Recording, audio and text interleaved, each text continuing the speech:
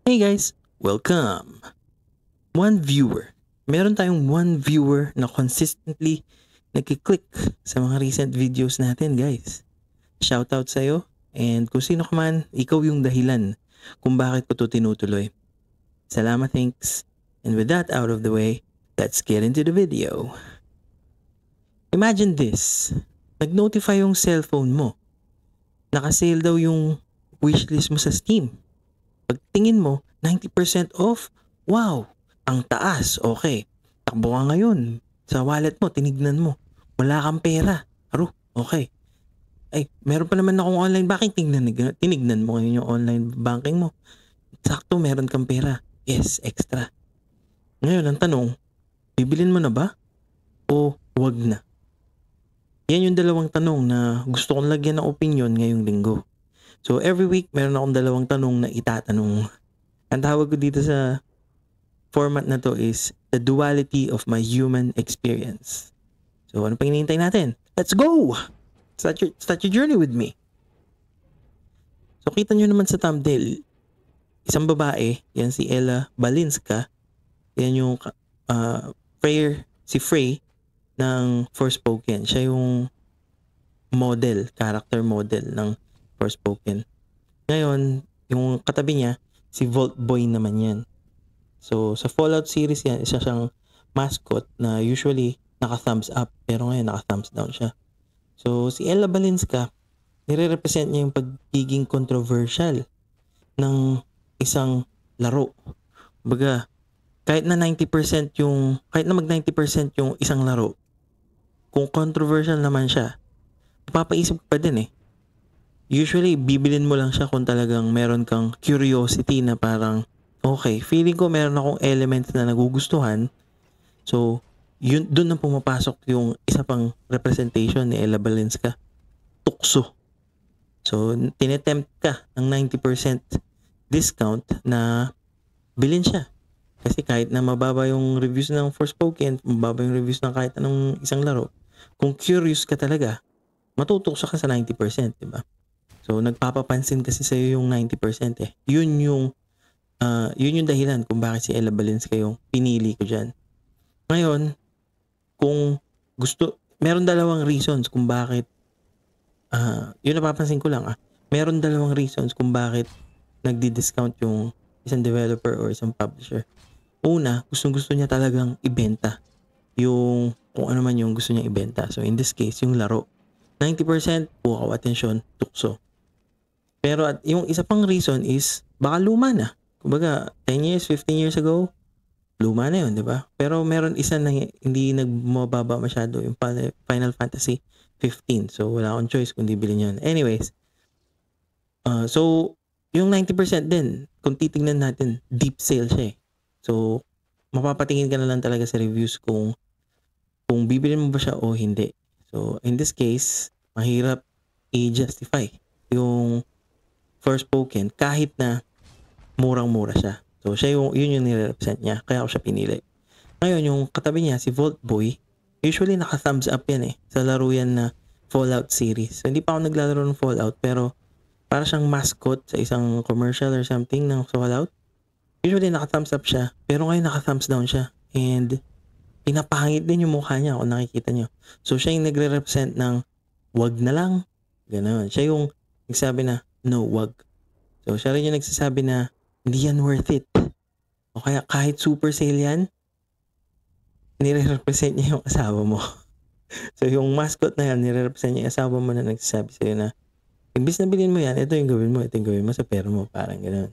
So, siya rin yung nagre-represent ng baby mo. Kung ano man yung, kung meron kang baby.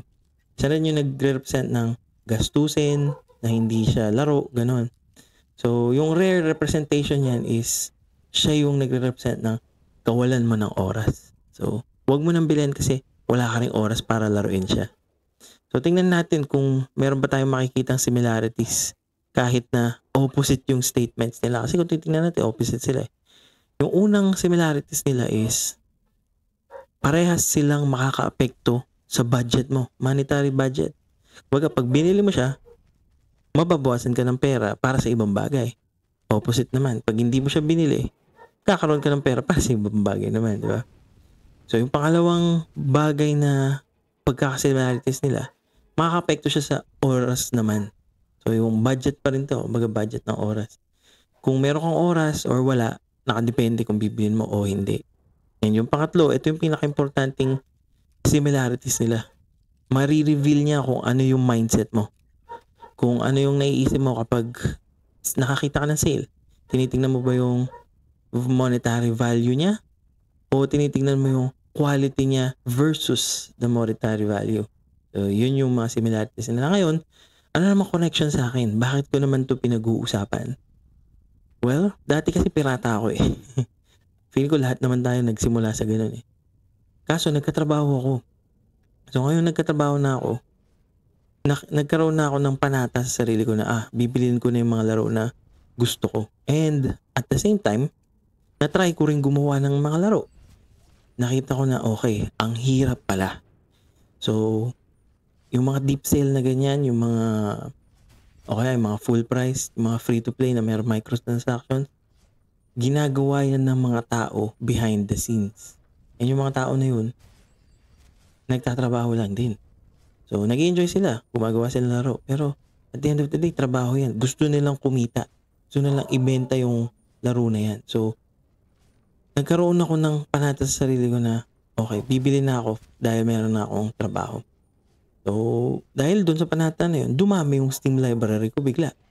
Tapos nalaman ko pa merong Humble Bundle. So, every month, meron kang 11 games. 600 pesos lang yun dito sa Pilipinas. So, napakamura. And almost 2 years yata ako naka-subscribe sa Humble Bundle. So, imagine niyo kung gaano kadami yung laro ko yun. So, nagka-work ako. Tapos, nagka-girlfriend. Nagka-asawa. Ngayon, asawa ko na siya. And, ngayon, meron na akong baby. Pero, bumibili pa rin ako ng laro.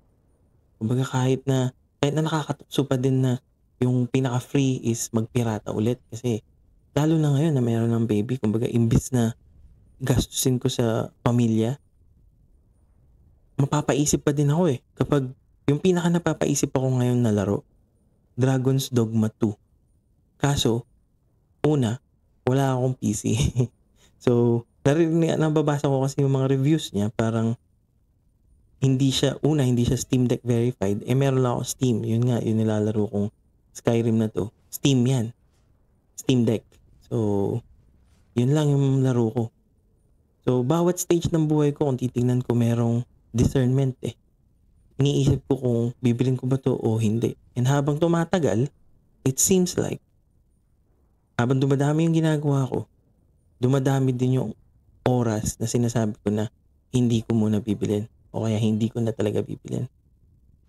So yun yung unang beses. Kung titignan ko, ito yung unang beses sa video or gumawa ako ng video na negative yung sagot ko. Usually kasi neutral lang ako o kaya yung tipong nandun ako sa positive side. Kaso, in this case, talagang napapansin ko sa habang tumatanda. Hindi ko alam kung nangyayari din ba sa inyo.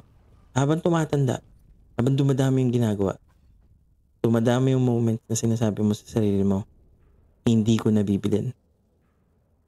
Pero kayo ba? Pag may pera ba kayo, laro ba yung binibili nyo? Or kung hindi man laro, ano yung binibili nyo? Kumbaga parang kung gusto nyo i-share, share nyo lang. Tapos pag nakakita ba kayo ng deep sale, tapos gusto nyo talaga yung laro, binibili nyo na ba automatically? Or parang pinapatagal nyo muna, tinitingnan nyo muna ba yung reviews? Or kung hindi naman, baka naman naglalaro kayo ng free to play, 'di ba? Kumbaga parang meron akong kilalang ganoon eh.